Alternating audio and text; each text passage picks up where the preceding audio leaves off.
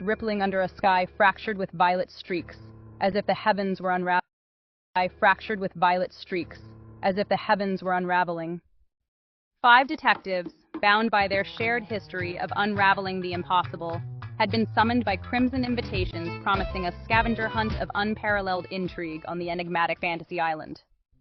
The signature of Mr. Roarke and the promise of a puzzle steeped in the supernatural drew them like moths to a cursed flame. The grand dining hall was a cathedral of excess, where Captain Steubing's smile flickered like a candle in a storm. The scavenger hunt was unveiled with theatrical flourish clues hidden across the ship, each tailored to the detective's past triumphs, promising, revelations that pierce the veil of mortality. The first clue was hidden in plain sight, yet shrouded in mystery. A leather-bound tome, its cover worn smooth by countless hands, resting quietly among the ancient volumes in the ship's grand library. The book's surface was etched with cryptic markings, symbols that seemed to shimmer in the dim golden light filtering through stained glass. This was no ordinary book. It was a silent witness to secrets, a vessel of riddles waiting to be unlocked. As Barnaby approached, the air felt heavier, as if the very walls of the library were holding their breath, anticipating what would come next. He reached out, fingertips brushing the intricate engravings, and felt a chill run up his spine. The clue inside was a cipher, a puzzle that twisted and turned through the pages, its solution tied inexorably to the darkest chapter of Barnaby's storied career, a case that had haunted him for years, refusing to let go. The cipher's secret was a name, a memory, a tragedy, a Chicago heiress, radiant and full of life, whose fate had been sealed by a rare and deadly toxin, one that could only be found in the abyssal depths of the world's oceans. The memory of her collapse, her elegant form crumpling to the polished deck of a luxury cruise ship, flashed before Barnaby's eyes. He remembered the frantic whispers, the gasps of disbelief, the way her gloved hand had reached out, trembling, as if grasping for salvation that would never come. The vial that had contained the poison was as dark as midnight, its contents swirling with secrets. As Barnaby sat at a heavy oak table, the cipher spread before him on yellowed paper. His hands shook, not from age, but from the weight of memory. Each letter he decoded was a step back into that night, a journey through guilt and regret. The ship's gentle rocking seemed to echo the turmoil inside him, as if the ocean itself mourned the loss. In the silence of the corridor, Barnaby could still hear her final, desperate scream, a sound that had etched itself into his soul. It was a scream that shattered the illusion of safety, a cry that reverberated through the empty halls of the ship and the empty chambers of his heart. Sometimes, in the dead of night, he would awaken to the echo of that scream, his mind replaying the moment over and over, searching for a way he could have changed the outcome. "I should have saved her," he whispered, the words barely audible, lost in the vastness of the ship's corridors. The guilt was a living thing, a shadow that followed him wherever he went, whispering reminders of his failure. The years had not been kind to Barnaby. Each sleepless night, each unanswered question, had carved deeper lines into his face, etching a map of sorrow and regret.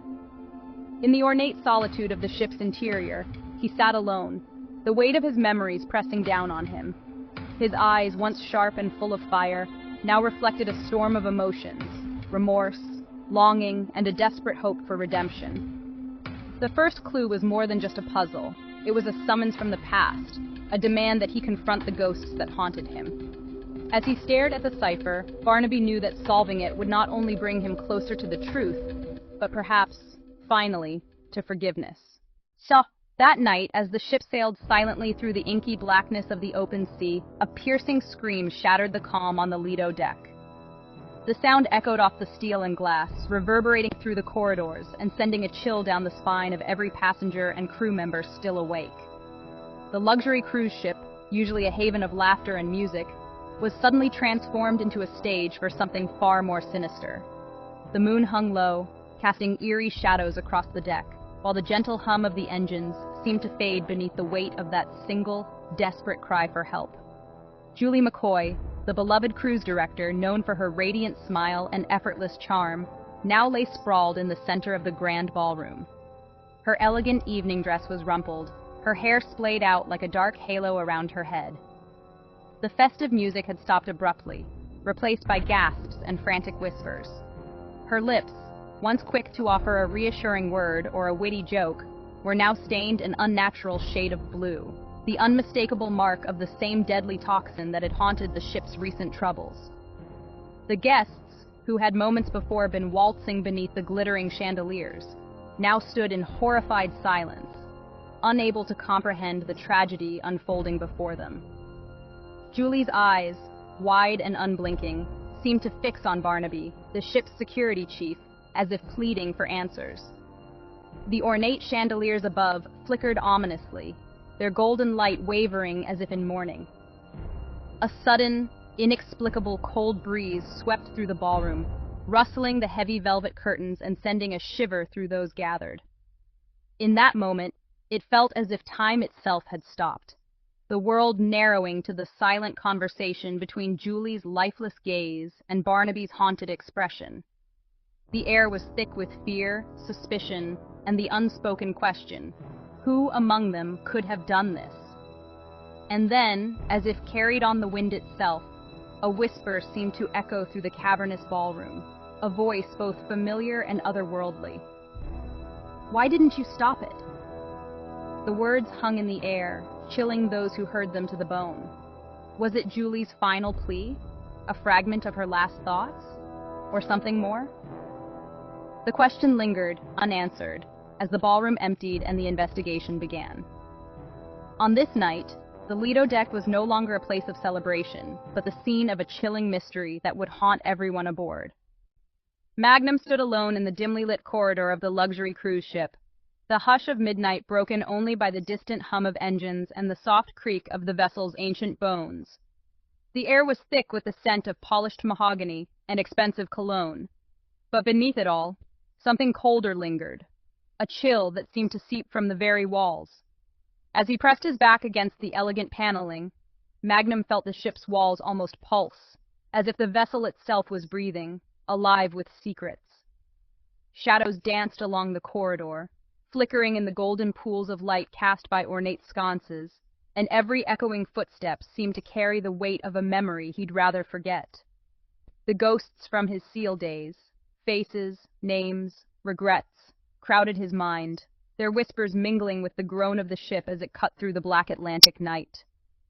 He closed his eyes for a moment, steadying his breath, but the sense of being watched, of being hunted by something unseen, only grew stronger.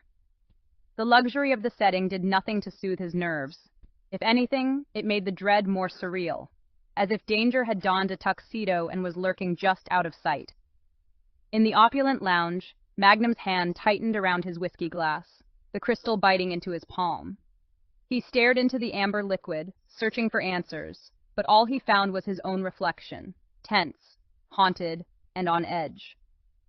"This isn't a hunt," he growled under his breath, the words barely audible over the soft jazz drifting from the grand piano in the corner. The glass cracked with a sharp splintering sound, a spider web of fractures racing across its surface. The bartender glanced over, but Magnum's glare sent him scurrying away. The act was involuntary, a physical manifestation of the pressure building inside him. He'd faced danger before, but this was different. This was a game with no clear rules, and he hated being a pawn. Across the room, Rockford sat hunched over his own bourbon, the glass sweating in his hand. His eyes, sharp and calculating, scanned the room, taking in every detail, the nervous glances, the forced laughter, the way the staff seemed to avoid certain corners of the lounge. He took a slow sip, letting the burn steady his nerves, then set the glass down with a decisive clink. "Someone's playing us for fools," he snapped, his voice low but edged with frustration. The words hung in the air, heavy and undeniable. Rockford had seen cons and double crosses before, but this felt bigger, more orchestrated. The ship's grandeur was a perfect stage for deception, and he was determined not to be outmaneuvered. Jennifer stood at the top of the grand staircase, her gaze sweeping over the ballroom below. The space was breathtaking. Crystal chandeliers glittered overhead, casting fractured rainbows across marble floors, and guests in evening wear mingled beneath gilded ceilings. But beneath the surface beauty, Jennifer's intuition screamed a warning. The ship's opulence felt like a mask, a carefully constructed facade hiding something ancient and ravenous. Every ornate detail seemed to pulse with a life of its own, and the air was thick with a sense of anticipation, as if the ship itself was waiting for something, or someone. She shivered, her skin prickling with goosebumps, and tried to shake off the feeling that they were all being watched by eyes older than the ocean itself. The laughter and music sounded hollow, echoing off walls that had seen too much, and Jennifer couldn't shake the certainty that the ship was more than just a vessel. It was a predator, and they were trapped inside its gilded belly. Jonathan, sensing her unease, reached for her hand. His grip was warm and steady, a lifeline in the midst of swirling uncertainty. He offered her a reassuring smile, his eyes crinkling at the corners, projecting a calm he didn't entirely feel. "We'll get through this," he whispered, his voice a gentle anchor against the rising tide of dread. Jennifer squeezed his hand back, drawing strength from his presence. Together they moved through the corridor, their footsteps echoing in the silence, each step a small act of defiance against the fear that threatened to consume them. Jonathan's charm, usually a shield in social situations, now served as armor against the unknown. He cracked a quiet joke, trying to lighten the mood, and for a moment, Jennifer managed a smile. But the sense of foreboding lingered, coiling around them like mist, refusing to be dispelled by humor or hope. As they walked, Jennifer glanced over her shoulder, half expecting to see the shadows move, to catch a glimpse of whatever ancient hunger prowled the ship's depths. The luxury liner sailed on through the night, its secrets locked behind polished doors and velvet curtains, but for Magnum, Rockford, Jennifer, and Jonathan, the real voyage had just begun.